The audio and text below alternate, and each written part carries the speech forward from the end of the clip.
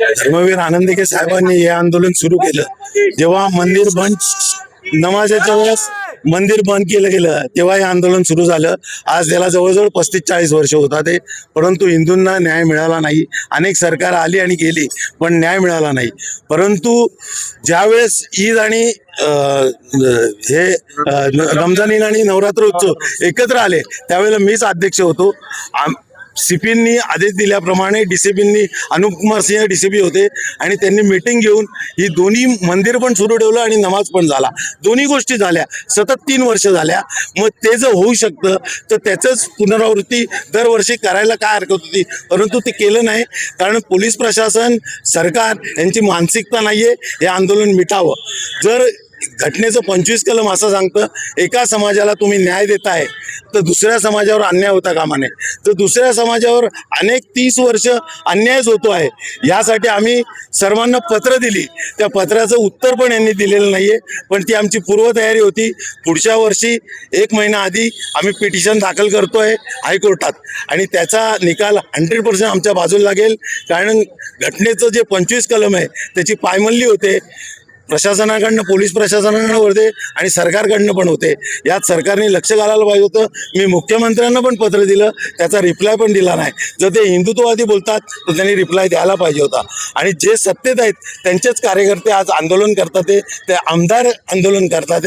आमदारांनी व्यासपीठावर आपला त्यांना हे आहे विधान भवन आहे तिथं तो शब्द उचलून धरायला पाहिजे होता. ते करत नाही आणि ते आंदोलनात. आणि विशेष म्हणजे लज्जास्पद गोष्ट आहे की जी मिरवणूक त्यांची आली त्याच्यात त्यांनी फटाकडे वाजवले. हा आनंद उत्सव साजरा करणारा हे नाहीये, हा निषेध करणारा आहे, काळे झेंडे दाखवणारा हे आहे इव्हेंट आहे. हा एक निषेध मोर्चा आहे आणि तिथे फटाकडे वाजवणं ही अतिशय लाजिरवाणी गोष्ट आहे. कारण त्यांना हृदयातनं वाटतच नाहीये आपल्यावर काय अन्याय होतोय, आपला काय अपमान होतोय, आपली अस्मिता दुखवली जाते हे त्यांची भावना नाहीये. म्हणून त्यांनी फटाकडे फोडले. आज त्यांना जर निर्णय करायचा होता तर त्यांनी आपल्या नेत्यांना सांगून याच्यावर सोक्षमोक्ष निर्णय लावायला पाहिजे होता, परंतु तो लावला गेला नाही. 40 वर्षानंतर हिंदुत्ववादी संघटनांनी भाजपाला आता जाग आधीपासून आलेली आहे, परंतु हा इव्हेंट म्हणूनच करतात.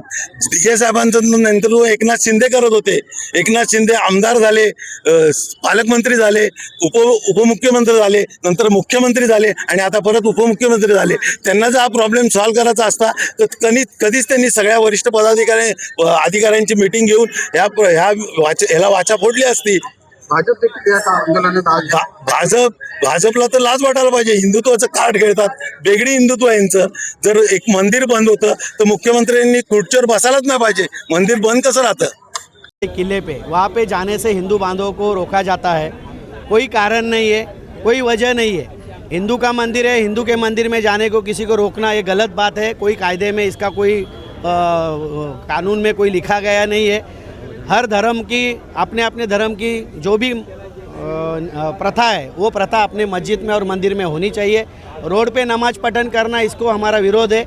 और नमाज पठन के टाइम हमको हिंदुओं को वहाँ पे दर्शन के लिए रोकना ये सबसे बड़ी गलत बात है. इसके लिए ये निषेध के लिए हम लोग घंटानाद आंदोलन सालों से हिंदू हृदय सम्राट सर सेनापति बाला साहब ठाकरे जी है और धर्मवीर आनंदीके साहब जी के नेतृत्व में किया और आज एकनाथ शिंदे साहब इनके नेतृत्व में ये हम लोग आज आंदोलन कर रहे हैं. क्या कहना चाहेंगे? बीजेपी भी लोग शामिल होने वाले थे. नहीं, हिंदू संगठन कोई भी रहने दो, जो हिंदू है उसमें सब ने शामिल होना चाहिए. इसमें कोई नई बात नहीं है. और सालों से शिवसेना ही ये आंदोलन कर रही है और 16 हिंदू संगठन के लोग भी इसमें शामिल होते. इसके लिए कोई नई बात नहीं. हिंदू है तो शामिल होना चाहिए. ओके.